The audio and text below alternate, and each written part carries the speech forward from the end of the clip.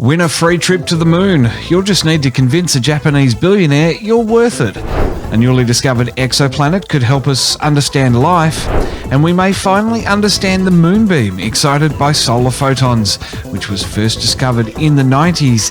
It's Tuesday, March 9, 2021. On Apple Podcast, Spotify, Google Podcasts, and YouTube. With the latest science and space news, this is Talkin' Science with Dr. Brad Tucker and Matt Miller. Welcome to Talkin' Science. Matt Miller with you for another instalment of the Science and Space News. Dr. Brad is here. Brad, happy Tuesday. How's it going? Really good, my friend. Really good. Well, we've had the International Space Station fly over the East Coast the last few nights. So it's always cool to get out in the backyard and see the dot in the sky fly past. Know that there's billions of dollars of investment and several humans on board. Yeah, 7, including Shannon Walker, the partner of famed Australian astronaut Andy Thomas. And that it's getting busier and busier. In fact, they could get up to 11 next month, potentially up there. It is going to be a very incredible time in low Earth orbit on the space station. But let's dive into the show. And before we get there, a quick reminder of all the socials. We're all on Twitter. You're btucker22. I'm Mirrormat86. Trekzone, of course, Trekzone.org. A YouTube channel and podcast apps. Wherever you catch your podcasts, we're there as well. So search for Trekzone and get on board with our podcasting. Brad, let's get into the show. First up in the headlines, the giant Magellan telescope has started crafting another mirror segment underneath the bleachers at the University of Arizona's football stadium. Yeah, the GMT is a project that our group here at ANU at Mount Stromlo was heavily involved with. And so there's the 6 mirrors, actually the trickiest last one. So there's 6 parabolic curve-shaped mirrors and then a normal, more flat mirror at the center. And this because the whole telescope has to be shaped and curved across to get the 25 or so meters as it get. And so they've started with the harder mirrors first. And the fact that this one is done is a great success. They have to build 2 more, a spare. So the idea as they clean the mirrors, instead of the telescope going down, they just take the dirty one out and put the clean one in and keep rotating around. And then the center one, is actually the easiest one because it's kind of just a normal mirror that they built. So it's a great project, and our team here who's working on some of the laser systems is ready to get going, hopefully for first light in a few years' time. Well, this week, 42 years ago, Voyager 1 showed us the volcanoes of Jupiter's moon Io for the first time. Yeah, and look, Io has been one of these moons that has been fascinating since even really since Galileo spotted it 400 years ago. But with the view from Voyager that it is an active world with these volcanoes erupting, and now that we know that the activity is linked to Jupiter and its gravitational pull, it's made the moon quite exciting compared to some of the others that we've seen. The fact that you can see this activity and instead of just kind of being our moon is kind of boring. It's great and all, but it's no Io. Well, let's get into the stories of the week now. And Japanese billionaire Yusaku Maezawa, and I really hope I've got that pronunciation right, he's announced his commitment to an intention he made public in 2018 of taking people to the moon. He's ready to fill up 8 seats.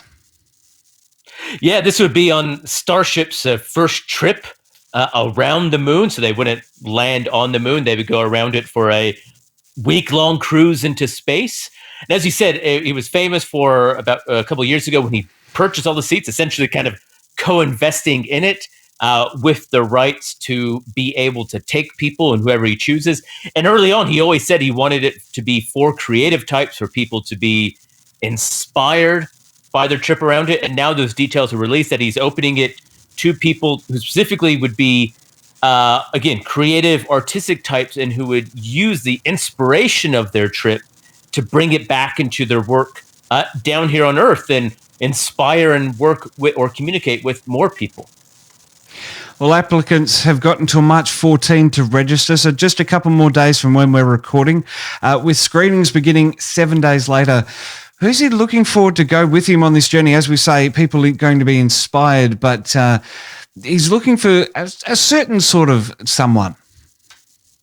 He's looking for a certain really out there person, someone doing, not progressive art, but pushing the bounds in their fields, and can really use that to push their bounds and produce a new piece of work. And specifically also, he's looking for people from all around the world. So he's not just looking for Americans or people from Asia or Europe. He kind of wants someone from everywhere. And it means maybe there's a strong chance that we could even get an Australian or New Zealander up there on one of these 8 seats. Now, Starship does take, or it will take 10 to 12 people.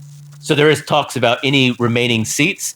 And there has been discussions about who could take one or two of those other seats in the past. So it'll be interesting to see how this all plays out.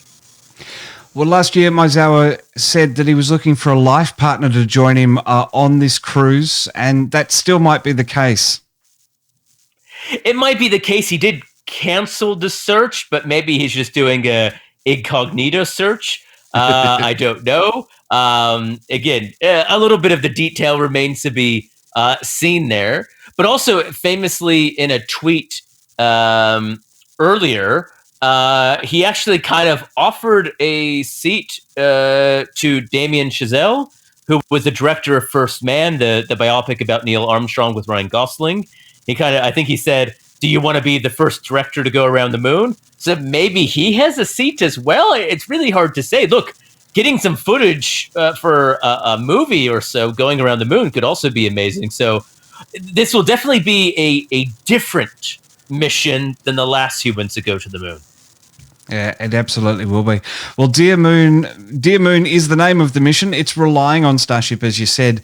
It's had some great successes lately. We'll just ignore the hop and the explosion, but it did land, which is the key. Look, it's progressing in the right direction, right? Exactly. It blew up less than the last time, and that's what you want. As you said, they did land, and it was all about testing the descent, and that's what it's all been. And they will get there, and we know that. And again, this mission is until 2023 at the earliest. So this is early planning, because obviously after they do the selection, as he said, there's multiple rounds. So it's going to take, probably the better part of that final selection, and training and preparation. So it's not like they're ready to go at the end of this year. Well, Brad, astronomers have discovered a new exoplanet. It's a super Earth, and it's super hot. Yeah, Gliese 486b. Which is really an exciting exoplanet because of how close it is.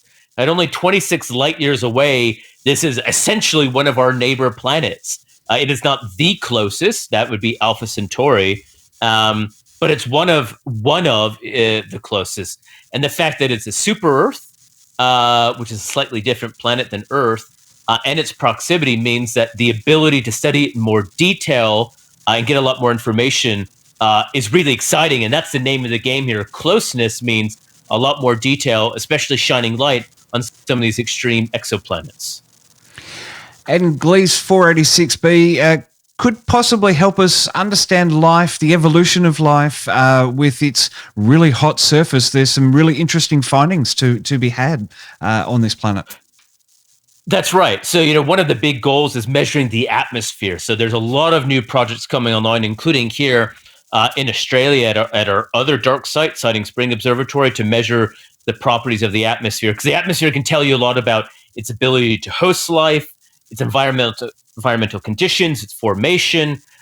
Does the atmosphere change? All sorts of things. So there's a lot of work now this decade into measuring exoplanet atmospheres and the properties of their stars, really putting that picture together. And because of this proximity, it means that it's just easier to get those measurements. The further away it is, the fainter and harder it is to see. So by being close, you can do a lot more detail. So if they find evidence of oxygen, for instance, or hydrogen, that's quite exciting. If they see a really puffed out atmosphere or no atmosphere, all of these really tell us and give us information on the parameters for these planets and their ability to potentially, or in the past, host life. Well, the interesting thing here with Gliese 486b is that it seems to have that puffed up atmosphere. What does that mean, as you say, in the search for life? What does it mean, and what's it allowing astronomers to do? Yeah, by having that extended atmosphere, it really is exciting because it allows us to start putting parameters on how strong or how extreme an exoplanet can be to support life. So we do know the planet is a bit bigger, so it's larger and more massive, hence a super Earth. And we do know super Earths are kind of this planet somewhere in between Earths and Neptunes. So they're bigger and they have more extended atmospheres than, say, a rocky planet like Earth or Mars, but they're not as atmosphere or gas dominated, say, Neptunes. So being able to get really detailed measurements of the size of that atmosphere, the detail of that atmosphere, and whether any of the conditions, so to speak, are more hospitable, that will really start unlocking the clues as to the abilities for these things to host life. And being a transiting planet means it's crossing the path of its star relative to us, and that's a good thing. Yeah, look, I mean, this is how the whole technique goes. As you see going around it, you can see the dips of light that give us the measurements. But for measuring the atmosphere, what you do is, because it's really hard to see the planet by itself, you look for the planet and the star together, take a measurement, and then you determine of just the star by itself, and you subtract the two. And that helps you get the difference of the planet. So the more often it transits around, the more measurements you can have. So the fact that it's a really relatively quickly transiting planet allows you to get a lot more of those measurements through the measuring it through spectra or the radial velocity measurement a lot quicker, a lot more often, and in a lot more resolution. And the more resolution you can get, the more elements and signatures you can see. One of the confirmations was made by a citizen astronomer in Perth, observing the transit from his backyard. I love this, details like these in stories. It proves that you can do some great stuff at home, and you can help Tess while you're at it. That's right. And, it was led and worked with a friend of mine, Ben Monet, who's at the University of New South Wales.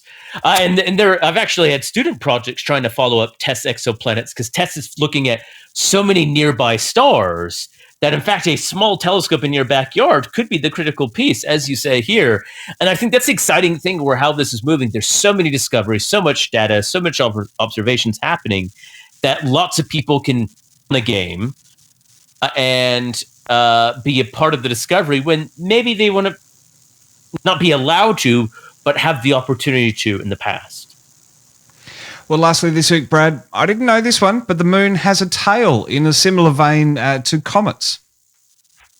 Yeah, the famous moonbeam that has actually now popped up from this. So this was kind of a really surprising, cool discovery that in studying the positions of the moon as it goes around, that we do know the moon is bombarded by meteors. That's not a surprise. We see its craters. We've seen stuff coming off of it. But one of the questions has been, what happens to that stuff as it's blasted off the moon? And what they have found, led actually by an undergraduate student in the US, that as the meteorites bombard the surface of the moon, this stuff gets spread out into space. Well, when the moon is in the right position, specifically between the Earth and the sun's wind blasts that stuff into this powered sunbeam jet directly at the Earth, and then the Earth helps give it a push into space. So they're kind of calling this the moonbeam, where there's this material coming off the moon being shot off into space. It's a stream of sodium particles being excited by solar photons. A lot of in-depth science in this one. I learned a little bit in researching this story this week. Yeah, and as he said, sodium's the key, because you can actually see sodium quite easily at different times of the year and at different layers. In fact, with big telescopes, when we use lasers to help control it, they use sodium lasers because there's a sodium layer in our atmosphere about 90 kilometers up. And there was always this mysterious surprise back in the, I think, late 90s at the Magellan Observatory in Texas, where they found this higher concentration of sodium.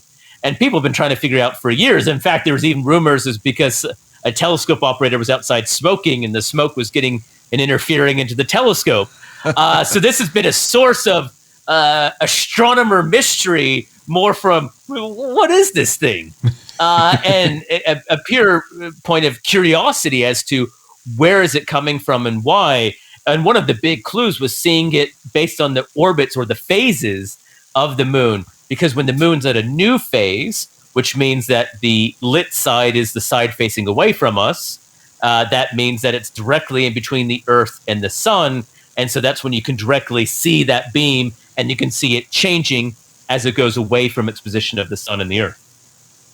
Now, this probably doesn't have any practical applications for scientists, but it's pretty cool to know that there's been this invisible light show playing out right underneath our noses. See, and that's the thing is that I don't think they give themselves enough credit. One of the problems is we actually, for practical purposes of our day-to-day lives, no. But for telescope operations, yes.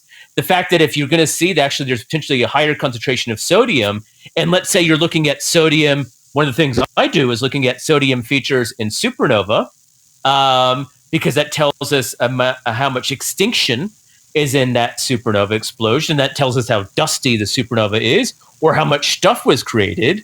If you know there's contributions in your measurement from the moon, we can actually help remove that contamination. So I actually thought it was really useful to know because, again, we've known some of these lines have been useful. And one of the best times to observe is when the moon is at a new moon. That means the moon is not very bright, so the sky's even darker. So that's like the optimal time for looking at faint objects. But if that's the optimal time for getting some of this contamination from sodium, that is hugely important to know. So I think for my work, and I know a lot of others, it was an exciting result.